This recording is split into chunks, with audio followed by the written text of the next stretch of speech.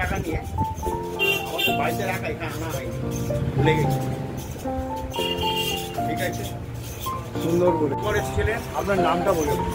শ্রী শ্রী চৈতন্য মহাপুর শ্রী মন্দির, হ্যাঁ পানিহাটি দণ্ড উৎসবতলা, হ্যাঁ সেবায়ত বঙ্গবিহারী বন্দ্যোপাধ্যায়। বলুন। এখানে চৈতন্যদেব রবীন্দ্র সরোবর মেট্রো স্টেশন দিয়ে আজ নিয়ে যাব শ্রী চৈতন্য মহাপ্রভুর মন্দির দণ্ড মহা উৎসবতলা, যেটা পানিঘাটিতে অবস্থিত।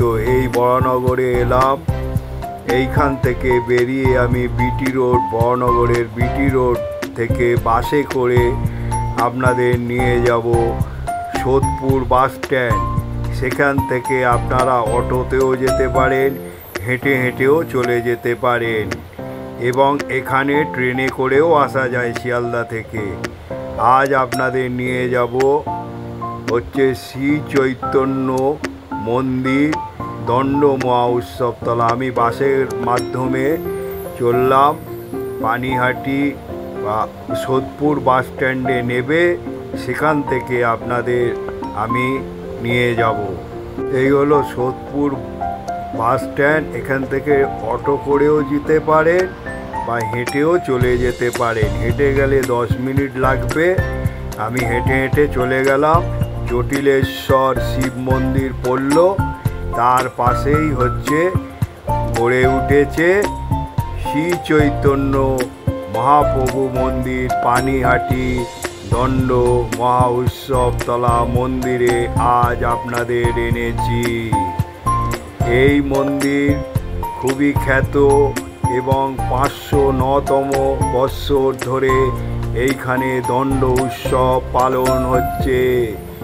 এখানে শ্রী গৌরাঙ্গ, শ্রী নিত্যানন্দ বিরাজ করছে, বিগ্রহে আরও দেবতা বিরাজ করছে।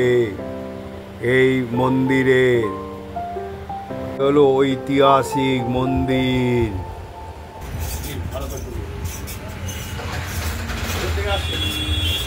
বেহালা দিয়ে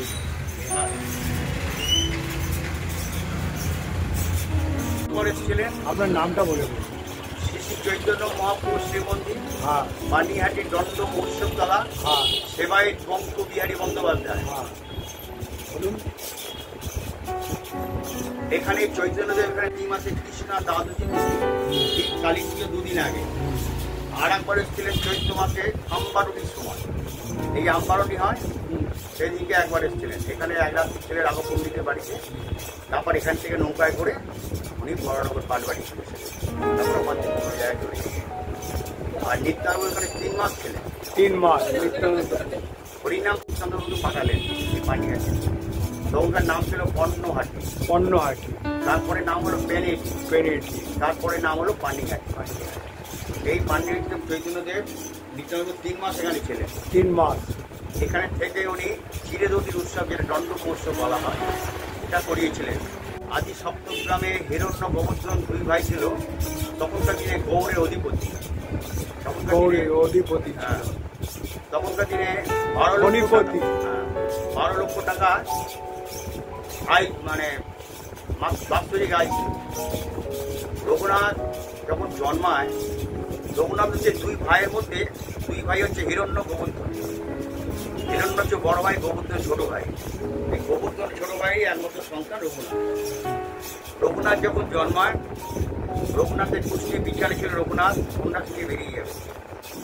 তখন রঘুনাথকে বাড়ির লোক আগলে আগলে বড় করতে লাগলো। যখন 18-19 বছর বয়স হল, রঘুনাথের মেয়েকে বিবাহ দেওয়া, যাতে মোবাইল আটকে থাকে, যে ফেরত না। একদিন খবর পেয়েছে নিত্যানন্দ মহাপ্রভু চৈতন্যদেব শান্তি করে দিয়েছিলেন।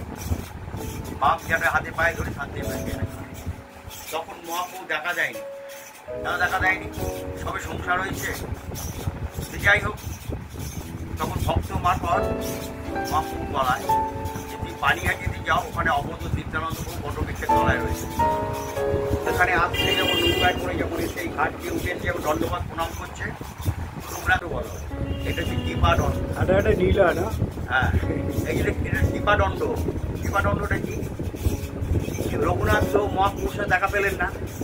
এখানে নিত্যানন্দবাবু মহাপ্রভুকে আনিয়ে দর্শন করিয়েছিলেন গাঞ্জকে। বলছে কোনো কোনো ভাগ্যবান দেখিবারে পায়। রঘুনাথ দেখছেন মহাপ্রভু নিত্যানন্দবাবু পাশে মহাপ্রভু বসে আছে। এই লীলা করেছিলেন নিত্যানন্দবাবু রঘুনাথ দাস গোস্বামীর দ্বারা, রঘুনাথ দাস গোস্বামীর দ্বারা। যাই হোক, রঘুনাথকে বললো তুমি যে অন্যায় করেছো, কি অন্যায় করেছে, যে মহাপ্রভু কাছে কিন্তু এখানে জায়গায় যাবে ডাইরেক্ট চলে যেতে চেয়েছিল। তার জন্য যে তুমি এই শাস্তি পেতে হবে। কি শাস্তি? আমার ভক্ত খিদে পেয়েছে, আমাদের একটু ফলারে ব্যবস্থা, মুরগি, গুড়, কলা, দই, আম, কাঁঠাল এসব আমাদের মেখে দাও। রঘুনাথ সমস্ত জায়গা থেকে ভিক্ষে করলেন, করে বাড়ি থেকে আদি সপ্তগ্রাম আমার বাড়ি, ওখান থেকে সমস্ত জিনিসপত্র আসতে লাগলো। সবাই নিত্যানন্দবাবু দেখবার জন্য আর রঘুনাথকে দেখবার জন্য কাতারে কাতারে ভক্ত আসতে করলো। রঘুনাথ তখন সমস্ত মাছটা রেডি করে দেবে কিসে করে পানি, কলসি এগুলো তৈরি হচ্ছে। ওগুলো দুটো পাটে হয়, একটা নিচেকার পাট, একটা ওপরের পাট। এই নিচেকার পাটটাকে বলা হতো মালসা। এখন তো মালসা তৈরি হচ্ছে। যাই হোক, মালসায় করে সবাইকে দিচ্ছে, সবাই খাচ্ছে। ওটা রঘুনাথ দেখে নিত্যানন্দবাবু পাশে মহাপ্রভু বলছে কোনো কোনো ভাগ্যবান দেখিবারে সবাই দেখতে পাচ্ছে। এই সেই লীলা দণ্ড রাঘব পণ্ডিতের বাড়ি থাকতেন, প্রসাদ পেতেন, আর এখানে লীলা এই সেই লীলা করা দণ্ড এই হলো মাছ। মহাপ্রভু চরণ লিখে গেছে। মহাপ্রভুর চরণ দেখুন, এই যে মহাপ্রভুর চরণ, যুগল চরণ। আপনি এসেছিল টাকা নিয়ে, আমাদের বাড়িতে রাখা, এটা আনা হয়নি, ভুলে গেছি। ঠিক আছে, সুন্দর বলে। দণ্ড উৎসব তলায় যদি যোগাযোগ করতে চান, এই হচ্ছে সেবায়িত শ্রী শঙ্কুবিহারী বন্দ্যোপাধ্যায়, চৈতন্য মহাপ্রভু শ্রী মন্দির, পানিহাটি। এই হলো ফোন নাম্বার 9353557926। আর একটা নাম্বার আছে 8981541676। এই নাম্বারে আপনারা যোগাযোগ করে পুজো দেওয়ার জন্য যা ব্যবস্থা আছে এই সেবায়িত শঙ্কুবিহারী বন্দ্যোপাধ্যায় মহাশয় করে দেবে আপনাদের। এই মন্দিরে দেখুন, উনি পুরো ইতিহাসটা বলেছে এই দণ্ড মহা উৎসব তলা। আর এখানে দেখুন নিত্যানন্দ আর গৌরাঙ্গ বিরাজ হচ্ছে, কত সুন্দরভাবে এই মন্দির গড়ে উঠেছে। আমি বলবো বন্ধু, এই ছোট্ট একটা ব্লগ বানালাম, এটা আপনাদের কাছে তুলে ধরবো।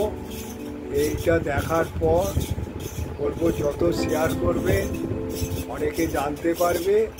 আর বলবো একটা করে লাইক করবে। আর বলবো যে বন্ধু যারা এখনও সাবস্ক্রাইব করেননি, সাবস্ক্রাইব করলে ঘন্টাটা টিপে দেবে, তাহলে আমি যখনই কোনো ব্লগ বানাবো আপনারা পেয়ে যাবেন। আজ আপনাদের এখানে এনেছিলাম হচ্ছে পানিহাটি দণ্ড মহোৎসব তলায়। পণ্ডিত মশাই অনেক কিছু সেটা আমরা জানি না, সেটা আপনাদের কাছে তুলে ধরেছে। আর বেশি কিছু বলবো না। জয় গৌরাঙ্গ, জয় নিতাই বলে আমি এবারে আমার গন্তব্যস্থলে যাচ্ছি।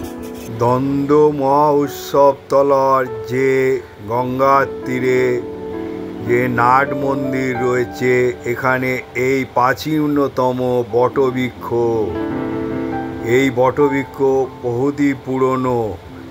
এবং এই গঙ্গার তীরে তুলসী মঞ্চ আছে। আর এই সুন্দরভাবে, কত সুন্দরভাবে এখানে কিছুদিন আগে দণ্ড মহা উৎসব হয়ে গেছে, সেই জন্য এখানে প্যান্ডেল করা আছে। আর এই বটবৃক্ষ কত পুরনো সেগুলো আপনাদের কাছে তুলে ধরছি। দেখুন কত সুন্দর মনোরম পরিবেশে এই দণ্ড মহা উৎসব তলা গড়ে উঠেছে। আর এখানে আর আসার আরেকটা সহজ উপায় হলো, আপনারা কোন নগর হইতে এই পানিহাটি ফেরিঘাটে চলে আসতে পারেন। হাওড়া হইতে আপনারা আসবেন কোন্নগর স্টেশনে নেবে তারপর সেখান থেকে অটো বা টোটো করে চলে আসবেন ফেরিঘাট, ফেরিঘাট থেকে চলে আসবেন পানিহাটি ফেরিঘাটে। আর ফেরিঘাটে নেবেই আপনারা পেয়ে যাবেন হচ্ছে শ্রী চৈতন্য মহাপ্রভুর মন্দির, মহা উৎসব তলা আসবেন এবং এখানকার সংক্ষিপ্ত বিবরণী পণ্ডিত মশাই বঙ্কুবিহারী বন্দ্যোপাধ্যায় বললেন, সেগুলো আপনাদের কাছে তুলে ধরলাম।